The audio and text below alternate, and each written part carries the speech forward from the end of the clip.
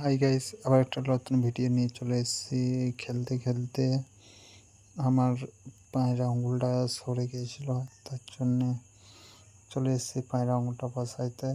দেখো কীভাবে বসাবে, কিন্তু এতটা ব্যথা ছিল না একদিনে, আজ 3-4 দিন থেকে লড়েছিল, বুঝতে পারিনি ঠিক মতো। আজকে বলটা যখন রিসিভ করতে যাই, উপর থেকে আসে, তখন একটু লেগেছে, তখন বুঝতে পারলাম যে না, এটা আগেকারও বটে।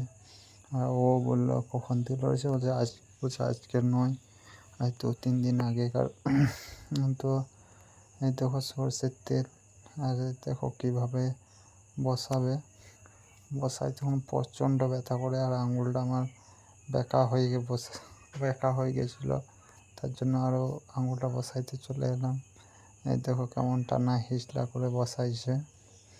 এই দেখো এইখানটায় ব্যথা ছিল, ওখানটা টিপে ধরে বসাইছে, সেই ব্যথা যখন বসাইছে তারপরে এত ব্যথা করে না। তো দেখো কীভাবে বসাইছে। আর এই ভিডিওটা দেখে সবাই নিজে নিজে বসাইতে না, কিন্তু ভালো পাও ব্যথাতে পারে। আজ দেখো ওইকে অজগরে কামড়ে দিয়েছে, অজগর মশাতে।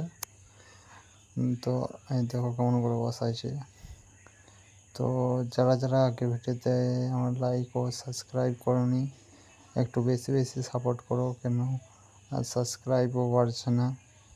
তোমাদেরকে নিয়ে আমি চলি, তোমরা যদি দেখবে সাবস্ক্রাইব লাইক করবে, তাহলে একটু আগে যেতে পারবো, না হয় এখানেই আটকে থেকে যাবো। সাবস্ক্রাইবও আমার বেশি নাই খো। এই দেখো কেমন টানছে, ভাই কি ব্যথা।